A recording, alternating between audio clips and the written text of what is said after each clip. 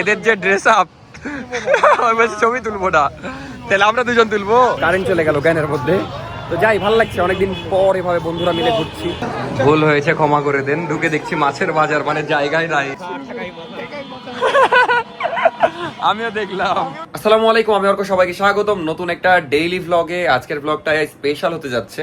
আজকে একটা প্ল্যান ছিল, বাট ওটা ক্যান্সেল হয়ে গেছে। নাফিসা হালকা পাতলা অসুস্থ, এই জন্য ওর সাথে বের হওয়ার প্ল্যান ছিল। যেহেতু ঈদে আমরা ঘুরতে বের হইনি, কিন্তু ওই প্ল্যানটা ক্যান্সেল হয়ে গেল অসুস্থতার কারণে।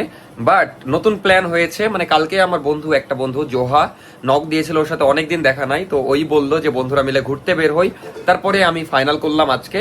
তো আজকে আমরা সব বন্ধুরা মিলে বের হচ্ছি। বাট কষ্টের বিষয়, তালহা নাই। তালহা গেছে সিরাজগঞ্জে, ওখানে ঈদ করতে। যাই হোক, এই যে নাবিল বন্ধু কল দিচ্ছে, আরিফ বন্ধু নিচে দাঁড়িয়ে আছে, সবাই মিলে আমরা আজকে ঘুরতে বের হব।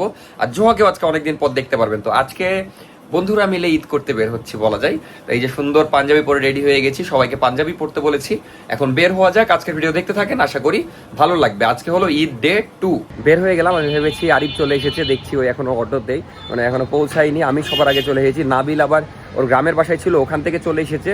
ও এখন এদিকে আসছে, আলিফের দোকানে আসবে বললো। আর জোহা এখনো বেরই হয়নি, এমন একটা অবস্থা। মানে অনেকজন বন্ধু বের হলে এরকমই হয়, কেউ আগে বের হয় কেউ পরে, কিন্তু আজকে আমি সবার আগে বের হয়ে গেছি। তো খুব সুন্দর ওয়েদার, বাট একটু গরম। তো আরিফ আসুক, আমি আশেপাশে কোথাও ওয়েট করি। মানে আমি সবার আগে আজকে বের হয়ে গেছি। প্রতিদিন কি হয়, আমি লেট বের হই, কিন্তু আজকে আমি আগে বের হয়ে গেছি। ফাইনালি 10 মিনিট ওয়েট করার পর নাবিল ভাই আসলো, এই যে আরিফ ভাই আসলো। এসে তো আমাকে বলছে, বেটা পাঞ্জাবি কি হয়েছে? তোর পাঞ্জাবি নাই, গল্প না।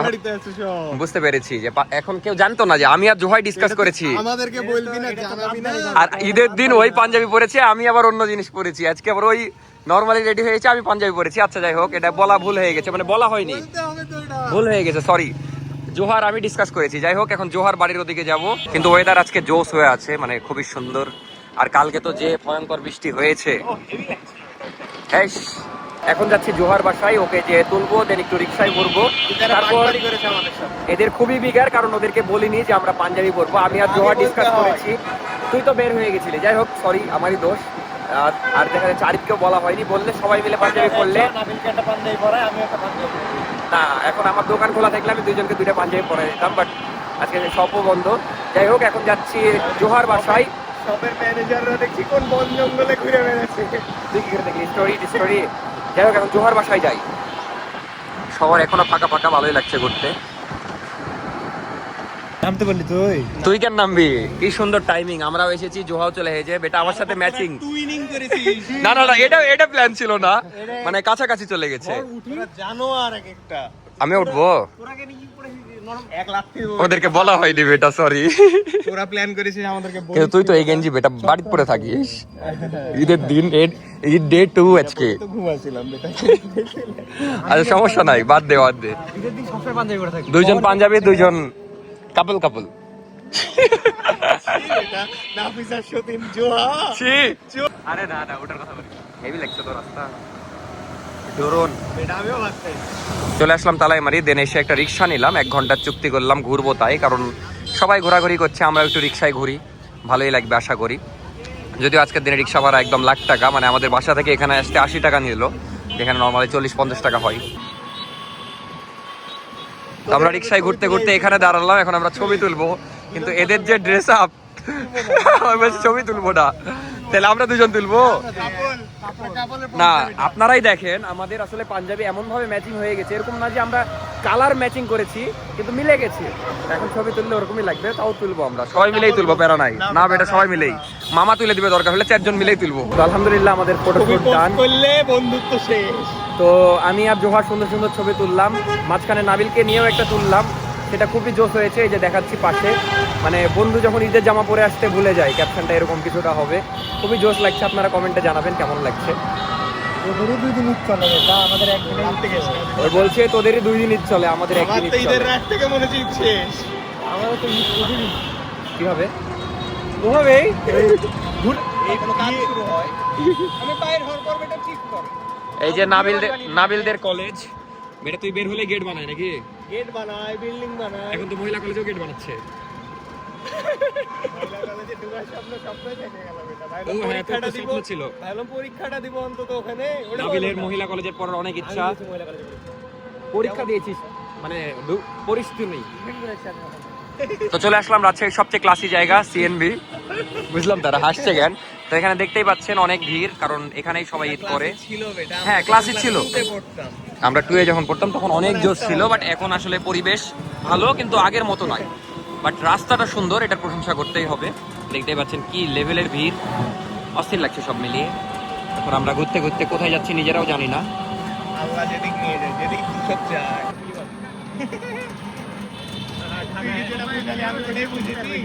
ঘুরতে ঘুরতে চলে আসলাম টিবাদ, আর যেটা গেস করছিলাম গাড়ি ধরছে মেবি, সেরকম ভিড়।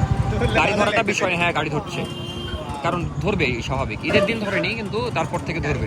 তো ভালোই ভিড় টিবাদে, গাড়ি ধরছে না, এমনি দাঁড়িয়ে আছে যে এপারে এপারে ধরে, ঈদের পরে ধরে, ওই যে এমনি দাঁড়িয়ে আছে।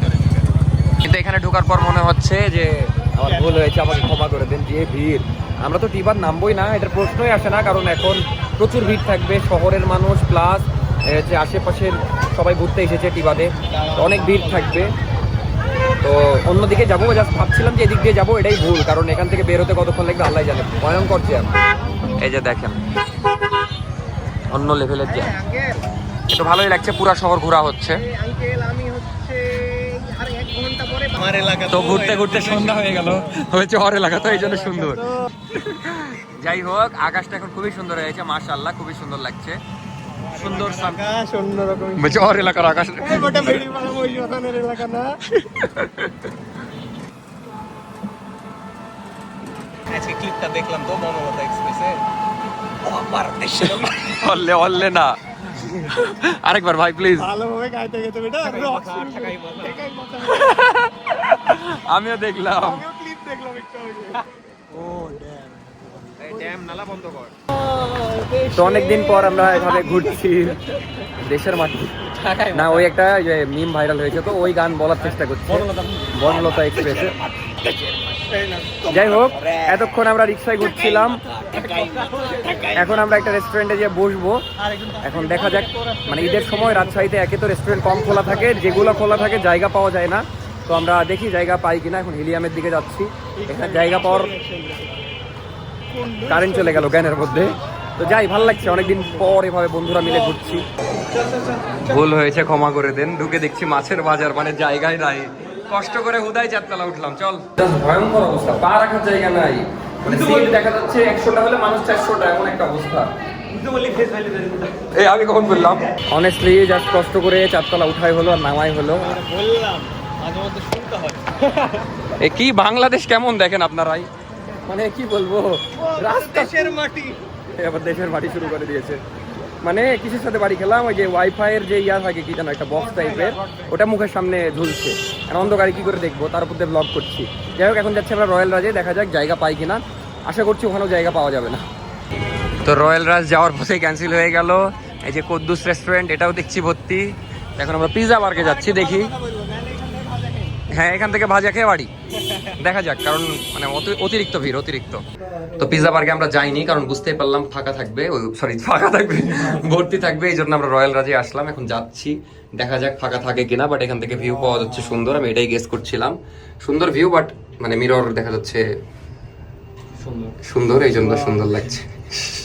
কি সুন্দর ভিউ। তো স্বপ্ন যাবে এখন আমাদের রয়্যাল রাজ, স্বপ্ন যাবে 12 চলে গেছি, দেখা যাক কি অবস্থা। রয়্যাল রাজে জায়গা পেলাম, কিন্তু গরম খুব রুফটপে। তো দেখা যাক এখানে বসে কিছুক্ষণ, কিন্তু সমস্যা হলো নাবিলকে চলে যাওয়া লাগবে, কারণ নাবিলের আব্বু আসছে, হজ করতে গেছিল, দিয়ে চলে আসছে, এখন ওকে যেতে হবে ইমার্জেন্সি। লেট করলে সমস্যা, কিন্তু খারাপ লাগছে যে কেবল জায়গা পেলাম আর চলে যাবে। ক্যাপ লিয়ে যা, ক্যাপ পরলেই লুকা যাবে।